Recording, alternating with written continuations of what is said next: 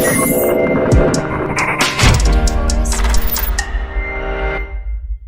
everybody. I think we're going to be making some yogurt today. And I say I think we're going to be making some yogurt because I don't have any yogurt starter, but I do have some sour cream with live and active cultures. I live in Oregon. Tillamook is a local brand here. Apparently, and I just found this out, sour cream and yogurt are practically the same thing. They're both fermented dairy. Sour cream is fermented cream, and yogurt is fermented milk. So as long as you use one that has live and active cultures in it, it should be gold, right? So we're going to give that a try today. I generally like to use raw milk when I make my yogurt. Unfortunately, I was not able to find any. So I went to Costco and got the Costco milk, which I'm trying to open up over here behind the scene. Hold on for a second while I grab a knife. All right. So since I have not made yogurt with sour cream before, I'm only going to make half a batch and make sure that that works. I'm going to add my milk into this pot. And I should just tell you that it is so easy to make yogurt. The hardest part that I have found is keeping, after you bring this to 180 degrees, and then you bring it down to 110, and then you want it to sit happy at 110 degrees for 8, 10, 12, 15 hours, depending on how sour you like it. So the longer it sits, the more sour it gets. And the hardest part I have with that is holding it at that temperature. Some people just take it out and put the yogurt in a towel. Other people will put it in a crock pot. I put it in my oven on the bread proofing setting. I haven't gotten it going yet, and this is not a huge plug for Jen Air, although I do love Jen Air ovens. They're an inexpensive, or moderately expensive, I should say, oven that does a ton of stuff. So I put it on the bread proofing setting, which keeps it at 110 degrees. So what we're going to do to begin with is we take our milk and we bring it up to 180 degrees. And why we do that is to sterilize the milk and make sure that any bugs that got into it, or any bugs that are in this pot or on my temperature gauge, are all killed. And so we're going to bring it up to 180. We're going to stir it really carefully while it's getting up that hot. And then we're going to bring it back down to 110. And when we bring it down to 110, I put my milk in mason jars. First we'll add the culture. We'll add the couple tablespoons of sour cream. And if you're so inclined, you can add something to sweeten it up. I like sweetened condensed milk in my yogurt, but today I am making a plain non-fat, or a plain non-sugared yogurt, trying to get down on those carbs. So I'm going to leave this out, but this is a wonderful thing to have in your pantry. You can do so much with sweetened condensed milk. It's wonderful. All right, so we're going to bring it to temperature, and I'll bring you back when we're up there. Okay, hold on.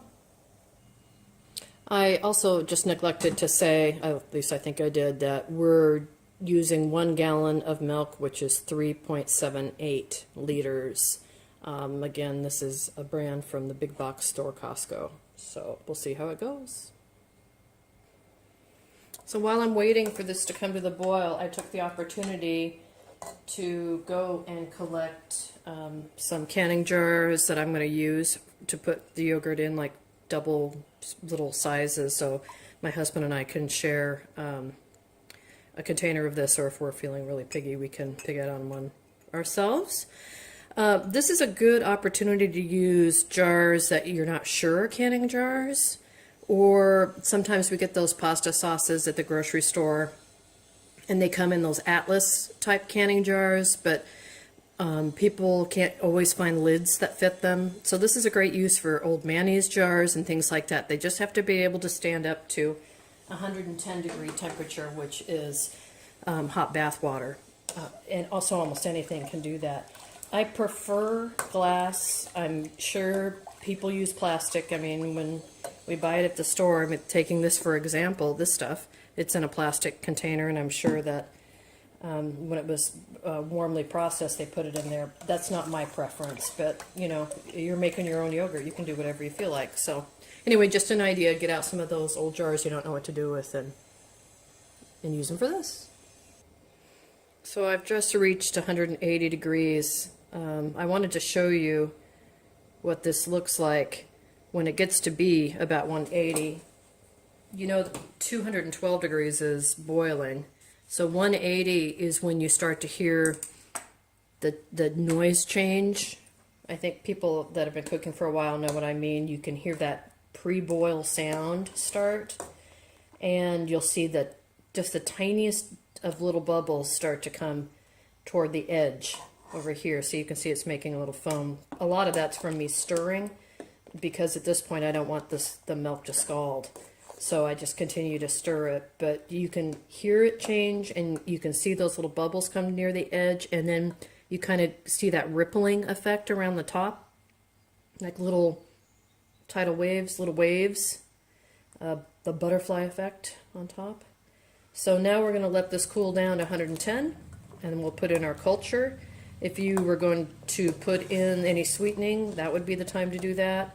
But you can also just make it like this and then sweeten it right before you're ready to eat it with honey or sugar or jam or whatever. So let's let this cool down and we'll go to the next step.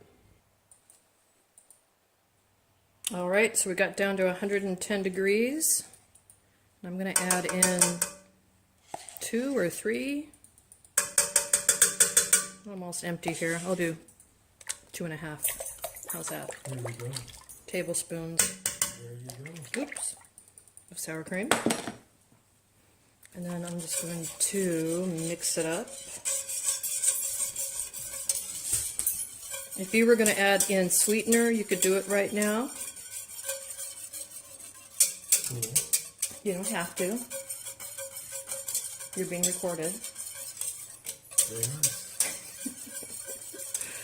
I've got my oven preheated to 110. And now I'm going to fill my jars over here very slowly, quite slowly, maybe.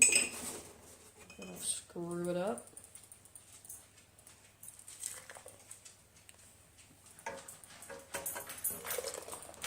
So you guys probably don't need to watch me fill all these jars. You know how this goes. So through the magic of the camera, I'll fill the jars and be right back. Okay, so I finished putting all the milk and culture into these jars, and I should only have gotten 8 of these size jars out of the deal, but I added a little cream that I had left over in the fridge that was getting ready to turn, and I ended up with those 8 plus 3.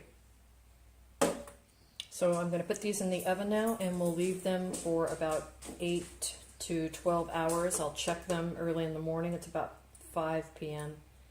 now, so I'll get up during the night and check them to see if I like how the thickness is coming along and stuff, but we'll show it to you when we pull them out of the oven.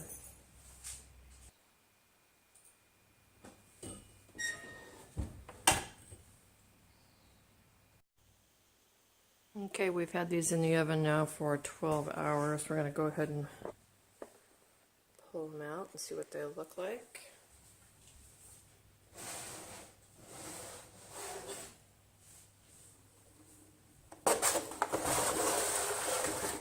They look pretty good. You can see they're all fully set.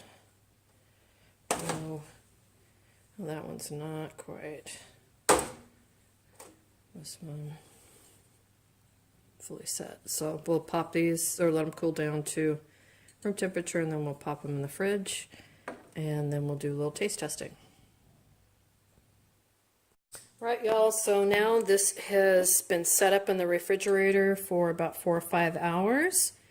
You can see the top here has got some pretty heavy cream on it, and then underneath is nice smooth yogurt. Now, because this is unflavored yogurt and unsweetened yogurt, at this point we can do one of 2 things. We can go with a sweet yogurt, or we can go with a savory yogurt. And so what I've done is just pulled out a few things which I thought might be nice for you to try in a yogurt like this, because it's just a plain full-fat yogurt right now. You could add some brown sugar to it. You could add some raw honey to it. And we have bees here, so we have a lot of honey. It's just a slightly darker honey. Here's some peach syrup. Was made by a family member. Dandelion jelly, made by my sister. Would be great in there. Blackberry jam that we made a couple years ago. I dry fruit, so here's a bunch of dried strawberries. And then I've got over here in a container dried peaches. Combination, put some nuts in there.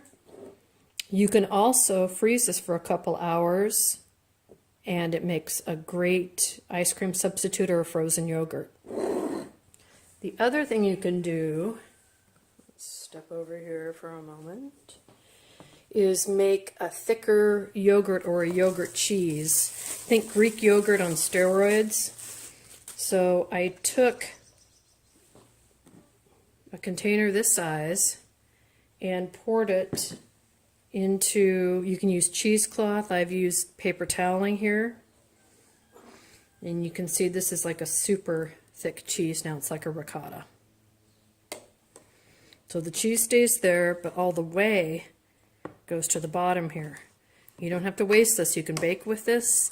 You can feed it to animals, your dog, your cat, your chickens, your pigs, whatever. It's totally healthful, and there's still good culture in there too. So this I could also freeze, or I could sweeten it up with any of these things over here. But what I like to do with this is use it more like a ricotta. So I might put basil in here or thyme.